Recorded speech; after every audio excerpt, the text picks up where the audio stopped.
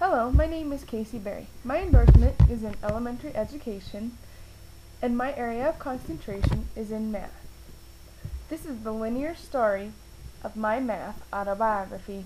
Math is radical. I guess you could say I came from a math family. My dad is a machinist and works at the steel mill. This job requires math skills of the yin-yang, and no calculators allowed. But before grade school, my dad was laid off at the time. So, to make ends meet, he was a self-employed carpenter, bricklayer, and welder. During this time, my mom had to work, so I went along to these jobs with my dad. At these jobs, I learned how to count, measure, use fractions, and help keep track of how many bricks he had laid. Besides that, I also learned how to count hay bales, since we had horses, and do many things with math before I even started school. My family loves math. My brother, who you can see in this picture, is 3 years older than me. I was always interested in his math, quizzing him on questions, learning things that he had learned, and when I was in elementary school, my math wasn't as interesting as his. I'd have him teach me his lessons and his homework. Now that I think about it, he probably should have gone to school to become a teacher, but school just wasn't for him, so he's now a master electrician.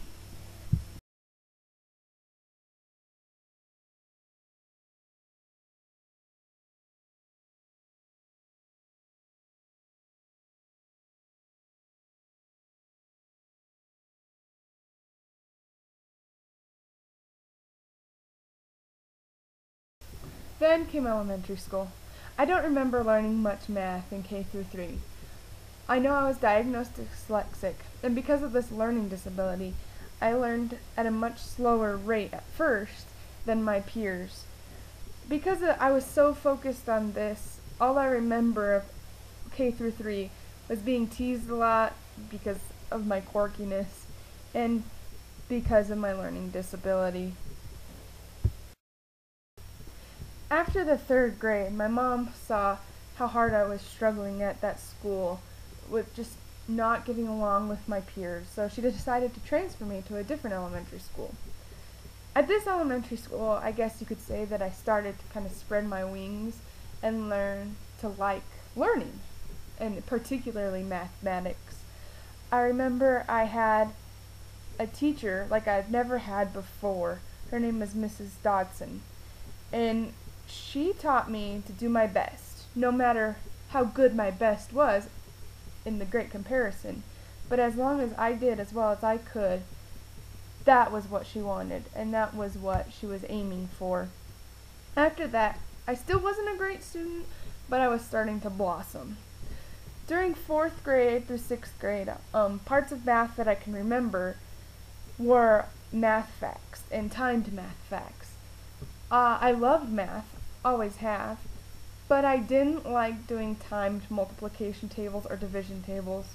I could just never process information that quickly, and so I always felt like I was behind the class or stupid because I couldn't do 100 multiplication facts in 30 seconds. But I could probably name, at that time, more multiplication facts than any of my peers, but that wasn't measured. So then came middle school, which in my middle school started at the 6th grade, and in 6th grade I still wasn't a good student. But then I got a science teacher, Mr. Hale, and I know this is my math autobiography, but science is really what taught me to love being a student and to love math. I remember all through my 7th grade year, my science teacher was pushing me and pushing me and pushing me, and then I still wasn't getting good grades. And one of the rewards that our school had was if you made honor roll throughout the whole year, you got to go to the sand dunes as a reward. Well, I didn't get to go to the sand dunes my 7th or 6th grade year. And I remember sitting in class doing work with Mr. Hale, and he told me that he knew I could do so much better, and he knew I was so much brighter than I gave myself credit for.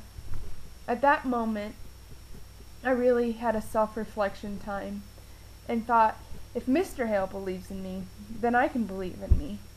And so from that time on, I had a change in heart towards school, towards science, and towards math, and I really started to progress. Also my 7th grade year, which changed my whole attitude, I made the mathletes, which I know sounds really cheesy, but it kind of opened my eyes to how good I was at math. Nobody had ever told me I was good at math, but one day we were in math class, and Mrs. Perky handed out a test for everyone just to see what we knew, and those who scored the top could be on the mathletes, and I scored the top in my class. I didn't even know I was that smart. Next was high school.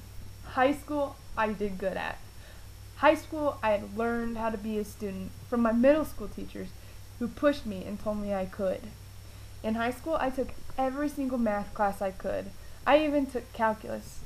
And I should have applied for my college credit with it, but I didn't, because I figured I wanted to take it in college again. Bad idea, but we'll get to that later. So in high school, I pushed myself. I took every math class and every science class I could, and I got A's on all of them. I graduated valedictorian of my class, a credit which I would like to give to my middle school teachers and Mrs. Dotson, my 4th grade teacher, who taught me that my best was what everyone should strive for, their best. When starting to apply for colleges, I knew I wanted to be a teacher. I knew I wanted to be a math teacher in particular, but I didn't know what grade. So I decided that I would go and declare education as my major, and I was going to UNC in Greeley. I decided that I would take a couple classes and then see which endorsement I wanted to choose. But my original plan, I was thinking, was to choose math as a major in secondary education. But then I got the calc teacher from hell, literally. He was from Russia. Well, okay, that sounded bad. Russia's not hell. I'm sorry. He was from Russia, and it was really hard to understand his accent. We couldn't pronounce his last name, and he wouldn't even let us try. He just made us call him Anton. He was one of those guys that is so brilliant and never had to struggle a day in his life at math. And so he would explain it to you, which nobody in the class understood. And then we would ask him to re-explain it, in a different way or different illustrations.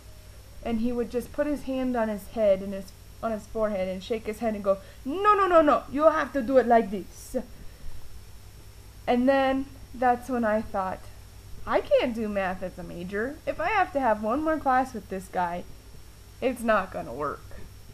So I decided to go elementary ed with my math as my concentration, because I knew the math guy at UNC, who I had in another class, who focused on elementary math classes, which were really difficult, don't get me wrong. He was a lot better of a teacher. Mr. Leth. Surprisingly, his first name was Seth, so his name was Mr. Seth, or Dr. Seth Leth. It was kind of funny. Anyways, I really liked him. He explained it so much better. But UNC's program for math is much more difficult than CSU's. After 2 years at Greeley, my life took a turn, and I got married to a wonderful man whom I love very much. So to be with this man, I decided to transfer to CSU-Pueblo to make things easier on both of us. At CSU-Pueblo, I thought, man, Anton isn't there. I don't have to deal with him. I can double major now in math and elementary ed. So I started out back on my math course that I originally intended because I love math. And it turns out with as many math courses I had to take at Greeley and at CSU, I only need 4 more to get my major. This feeling was even more amplified after I took a class with Dr. Funk. Dr. Funk is a great professor. He helped me relearn calculus because after Anton, I don't know, my whole calculus was really screwed up. But I ended up getting an A in calculus 2, and I pretty much had to go in and relearn it. But Dr. Funk was happy and willing to let me go in anytime he had office hours, and I'm pretty sure he got annoyed. But if any of you ever have to take a math class, and he is one of your options, I very much recommend him. But after a year at CSU, my life took another turn. And birth control, don't always trust it. It failed me. And I got pregnant with my baby girl. So I had to take a semester off, which pushed my graduating back yet again because transferring pushed it back. And I should have graduated last May, but that didn't happen. So now I have a wonderful 10-month-old bouncing baby girl whom I would never ever regret our having her. But after having my baby girl, I felt like I could no longer complete my 4 math classes, even though there are 4 math classes, to finish my major in secondary math. So I decided to just finish my major in elementary ed, which I only had education classes left in, and continue to try to be the best mom and wife I could, even though that was a change of plans again. But now I am so happy I did not take more math classes, because I don't think I could have done it with my little girl. But maybe sometime in the future I will. Thank you all for listening to my math autobiography. I know it wasn't that exciting, but in a classroom full of peers in the learning community, you guys are awesome. Thank you.